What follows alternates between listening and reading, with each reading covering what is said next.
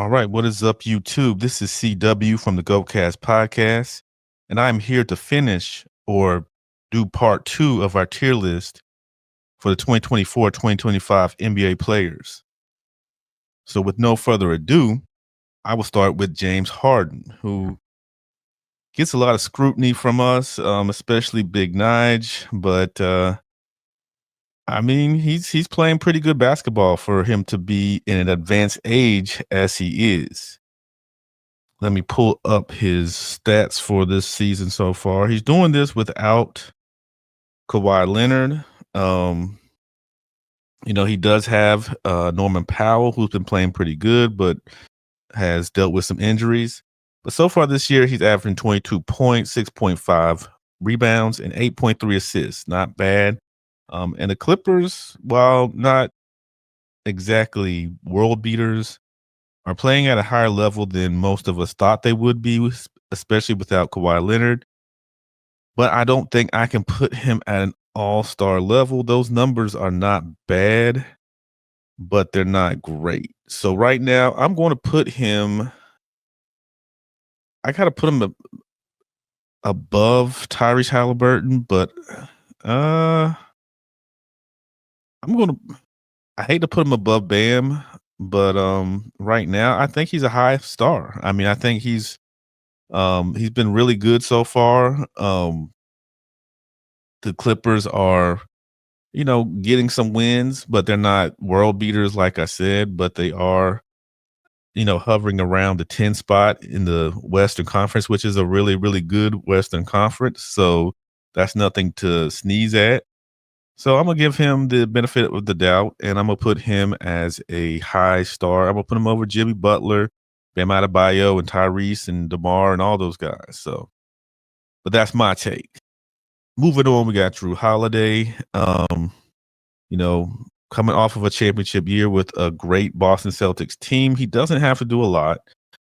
He's still a solid defender. That's pretty much his calling card right now. He's not going to be an all-star. He's averaging 12.6 points per game, 4.2 rebounds, and 4 assists. Not exactly all-star level numbers for a great, great player. But right now he's a role player, basically. They need him for his veteranship. They need him for his defense, and that's pretty much what they need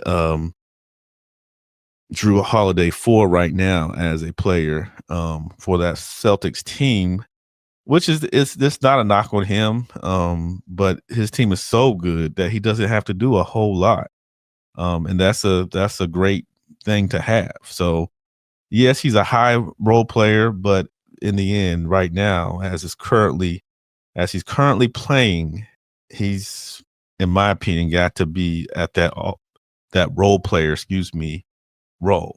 Now, Chet has been out for a while, hurt himself, playing some defense. But before he went down, he was averaging 16.4 points per game, 8.7 rebounds, and 2 assists. He was, from what I could tell, the number 2 option on that OKC Thunder team. OKC Thunder team that is kind of ruling the West, even though they got exposed the other night in the NBA Cup against Giannis and them boys. But you got to understand, a true veteran like Giannis ain't gonna let his team go out like that. So Chet, he was on the verge and he was on his way to an all-star, to me, an all-star caliber season so far. And those numbers, it's kind of hard to, for me, it's hard to judge because, like I said, he was trending upward. He did my man Victor Wembanyama dirty when they played them earlier this season. But all in all, I can't put him all-star, not now. But he's another high star, in my opinion. Yeah, I put him on over Bam because I think he was playing at a slightly better clip than Bam. I'm keeping him over Jimmy Butler only because only because I think, Chet's not playing, so it's hard to put him too high because he's injured, and I'm not sure when he's coming back. So, with that said, yeah, he's at a high star clip. I mean, we'll go back through and discuss these after we both have done our separate list, and we'll let you guys judge it from there. And hopefully, you'll agree with the one that's always right, which is myself, CW. Moving on, Brandon Ingram, a part of a disastrous New Orleans Pelicans team right now. They are not very good. They're missing, of course, their centerpiece, Zion Williamson, but other teams are missing key pieces and still winning. They unfortunately are not. So far this season, he's averaging 22.2 points per game, 5.6 rebounds, and 5.2 assists. His name has come up a lot in trade talks. So you don't know where he's going to be, when this season is said and done. I could see him not being a Pelican. If I'm a team on the cusp, like a Laker team, maybe doubtful, but a Milwaukee Bucks team, somebody like that, this guy could be a game changer for him. So, those numbers I don't think he's at an all-star level this year. But respectable numbers. I'm gonna put him. I hate to put him over Jared Allen, but right now I'm gonna put him as a lower tier star. He's they've had a litany of injuries for that New Orleans team. CJ McCollum's been out, of course. Zion's been out for a long periods. He's kind of had to take on the role of the first option. He hasn't done terrible, but 22 points isn't exactly great in this version of the NBA. So yeah, so he's a lower tier star in my opinion. Moving on to Jaren Jackson Jr. Part of that Memphis team that's been playing really good. They had a slow start. They kind of looked like they were not the team that we expected them to be with with Ja Morant back, but they have they've kind of brought it back. Jaren Jackson is averaging 22 points per game, 5.8 rebounds, and 1.3 assists. He's one of the key pieces on that Grizzly team. His defense has taken a small hit. He's not the block machine he once was. I think he's averaging a little bit over probably I think he's averaging around a block and a half so far for this season. So I know I'm my picks are kind of star heavy, but I just cannot put these guys at the all-star level. So I'm gonna put Jaren Jackson right about here. He's middle of the pack star. Obviously he's not the number one option that Ja Morant is, but he's a solid piece when he's out there. So I'm gonna keep him at the middle of the pack and the star tier. Kawhi Leonard has not played, so we're gonna bench him right now. That's I know that's rough, and he'll probably move up on our list obviously once he starts playing. But there's no way I can't judge him for this season because he hasn't played. So, but that said, he's gonna his tier is where he's at on the bench. So. There you go, Kawhi Leonard. Victor Wembanyama, years 2 Victor Wembanyama. Has the Spurs at a better space than they were last season. Only 20 years old. That's a key thing. The guy's young. Pop's been out. We hope that Coach Pop gets better very soon. But with Coach Pop out, he's been given the green light to shoot, and he shot a lot.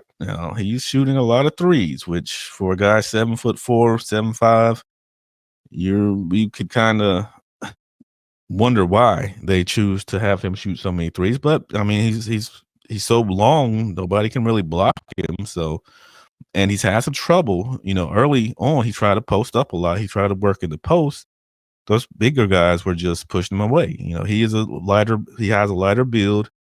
So he does have a hard time in the post, but I would like for him to, Giannis himself up and get to a point where he can be in the post and not be, that not be a liability for his team.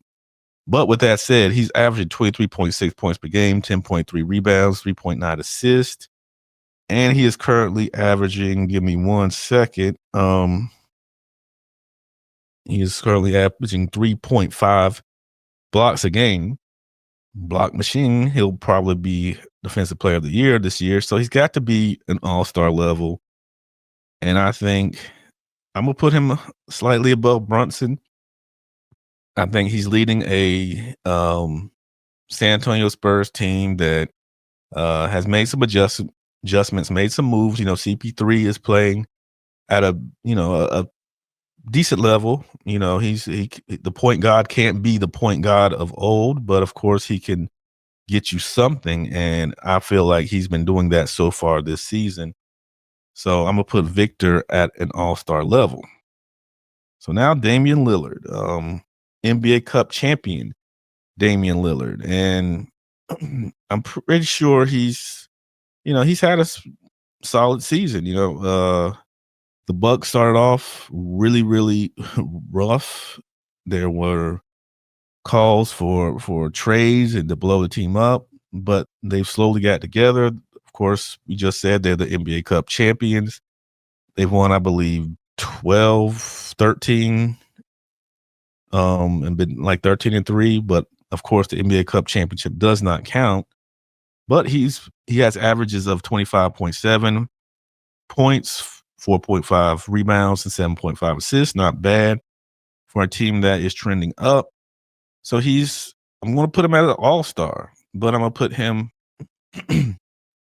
as a lower all-star because he's still putting up solid numbers, not his 30 points per game like he was doing in Portland, but he is still, a definitely a key piece to that Bucks team and has been putting up solid numbers. Now, a guy that, kind of fell off a little bit, Lauri Markkanen. You heard his name in trade talks during the offseason, but, Utah snagged him for a pretty decent amount of money. And now they are, one of the worst teams in the NBA. Right now, he's averaging 18.6 points, 6.2 rebounds, and 2.3 assists. Not great, but I still think he's a star in the making. I'm going to put him at the lower tier. I can't put him. I won't even put him. I'll put him a little ahead of Joel Embiid, but he is a low tier star right now. He's, he's got some things he's got to work on, and we're seeing that he might not be a first option type player. Especially with a Utah Jazz team that it is kind of his team, but unfortunately they're not winning with him being their number one option. So, yeah, so he would probably be a good pickup for, a fringe playoff team or a playoff team that needs just that extra oomph to get them over the edge like Boston did with Porzingis last season. So he's a guy that could be that for a team, but he's not, to me right now, he's not a number one option. Moving on to Tyrese Maxey, got paid over this offseason. We thought there were big things awaiting him, but unfortunately, injuries have derailed him a little bit. He's played 18 games so far this season, so he's been on the injured list for a lot of time. But what he's been averaging is 25.1 points per game, 3.7 rebounds, and 5 assists. Not bad at all. Definitely, I think he's an all-star, but I'm going to put him at the low end. He just got to play, I I could easily see him sliding down to star for right now, but I think his numbers are good enough to be a part of that all-star, lower all-star tier. So moving on to Chris Middleton, who has, played a little bit for that Milwaukee Bucks team, but was not there for the NBA Cup championship. Has looked okay, and I hate to do it, but right now he's a role player. I would pull up his numbers, but I don't think they're necessary. He hasn't played many games. The games he has, he looks like he could be a factor. Once he gets his legs and once he gets healthy enough, and has played more. But right now he's still trying to get those legs and trying to get, the pacing of an NBA regular season under his belt, and that's going to take some time. So right now, I know that's low, but you got to go with what I've seen so far, and I haven't seen much. So unfortunately, he has to be at that role player level. Now, Donovan Mitchell, he's a part of the team that has really surprised a lot of people. Cleveland Cavaliers, who have just taken the Eastern Conference by storm, taking the whole NBA by storm. Right now, he's averaging 23.3 points per game, 4.7 rebounds, and 4.5 assists. These are down a little bit from, what he's been doing before. But as we know, that Cleveland Cavalier team has been phenomenal, and he can't be the sole scorer. He's got a Darius Garland out there. He's got Evan Mobley, Jared Allen. These guys are Karis LeVert. He's got these guys out there that can score. So he doesn't have to take on the heavy lifting of scoring for that team. So with that said, even though it's a low average, when you look at this team and how it's constructed and how it's winning, you got to put him in the all-star level. And I'm going to put him up here. I think he could even move up some. Yeah, he's a definite all-star, and he's on the higher tier. Numbers aside, what he's doing for that team, and being their de facto leader, and then winning like they are winning, then that's a huge factor. So him taking a slight bump and a slight hit with his point averages, I mean, yeah, that hurts. But at the same time, you have to see that he is the head of the snake for that team, and they're winning a lot. So yeah, so I think he is a primetime all-star, and that's reflected in this tier list. But one of his running mates, Evan Mobley, guy that will probably be in that race for the most improved player. He's averaging 18.4 points per game, 8.9 rebounds, and 2.6 assists. I think that team, if they continue what they're doing, will have at the bare minimum 3 all-stars, and he will be one of them. I'm gonna put him as I'm gonna even put him over Paulo. I'm gonna put him as a high star. I mean, I just can't put him in that all-star level right now with some of those guys, because he is a third option, you could say, but he's getting it done on both ends of the floor. Those guys, that Cleveland Cavalier team is just phenomenal right now. And as long as they stay healthy, they're going to be a huge challenge to Boston and be a challenge to that Eastern Conference. Yes, they're young, and yes, this is kind of new, and they've got to put some things together. They got to mature and be ready for taking that next step. But I don't see them. I see them being able to pull it off. John Morant, a guy that has had his troubles, came back. I thought this was going to be his season.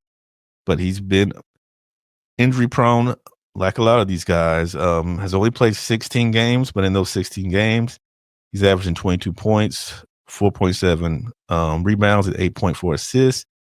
I know I kind of, you know, kind of crucified Jaren Jackson Jr. for his, low point totals and things like that. But I kind of got to do the same with Ja. He's not producing at the same clip that he usually does, and but I will say the Memphis Grizzlies are winning, so that has to take a factor in.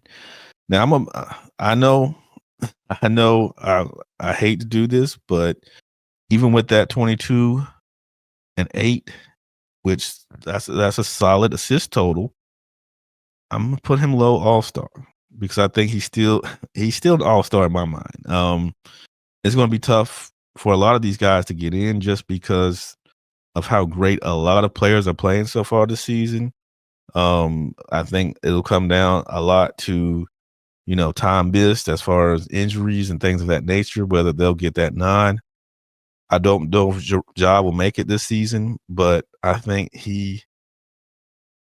and I'm doing this a lot on potential, so I know that's not fair to some of these other guys, but you guys can get me in the comment section. But yeah, I'm going to put him as a um, low tier all star, but that could change. I think once he gets healthy, I think he will definitely be bumped up to, a solid all-star. But for right now, he's for me, he's a low rung all-star. DeJounte Murray, who has missed more time than Ja himself, for um for his team. Right now, he's averaging after 10 games 16.6 points, 6.5 rebounds, 6.8 assists. Not bad, but it's a fairly small sample size.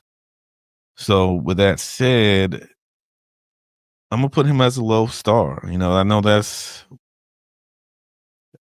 kind of unfair, but he hasn't played much, so you can't award not playing. Put him in. I don't think you could put him at a role player with some of those numbers, even if he hasn't played a lot. I just think he's he's low. He could be a low. He could be a low star or a high role player, but I'm gonna give him the benefit of the doubt as well and put him as a low star. Now, with that said, this is my last person on my part. Following up what I do, BigNige with basketball with BigNige. We'll follow this up and do the rest of this tier. Got some heavy hitters on this list, especially at the end. So, we'll see what he has in his mind, what his thoughts are some of these guys. And he's got his favorite player, Julius Randle, out there. So we'll see. I'm sure he'll be at the GOAT level for BigNige. But to end my my group, Jamal Murray, 18.4 points per game, 3.9 rebounds, 6.1 assists. For a Denver Nugget team that is struggling, is in and out of the, race in the West. I think they'll be a tough team to out West, but I don't think they're as strong as they have been in the past. But I still think he is a solid contributor. I'm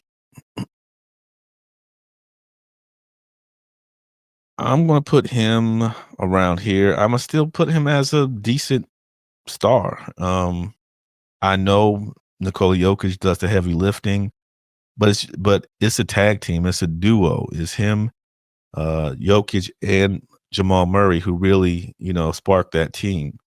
So with that said, they've got some good wins, some tough wins, and it's come off of their backs. He's had some injury problems as well. He's still recovering. I don't know what's been going on, but he hasn't Hasn't played the best since last season. Wasn't that great in the Olympic Games for Canada. He struggled a little bit, but he's still consistent. Will he ever reach an all-star? I don't know. I think these are his, kind of waning years to get there because there's guys that are younger than him out west, and there's guys that are better than him, just to be frank, out west that will probably, get those nods that he, with one just good first half, probably could have gotten in these last couple of years, but has not been able to do that. So ultimately, I have Jamal Murray as a decently high star. So that is my list. This is Court Awareness with CW. Hope you guys enjoyed. Let us know what you think in the comment section. Do you think my list is crazy? Do you think, I'm right, which, usually I am. But let us know. And like I said, BigNige will be coming up soon with our last part where he'll finish this off and let us know where some of the heavy hitters will be. Porzingis, I guess he's a heavy hitter. Jason Tatum, LeBron himself, and Nikola Jokic. Where do these guys rank, and what tier are they in? So that will be coming very soon. So I appreciate you guys, and please hit that like and subscribe button to help us out. We appreciate all you guys have done, and we'll be back soon with more content. Thank you.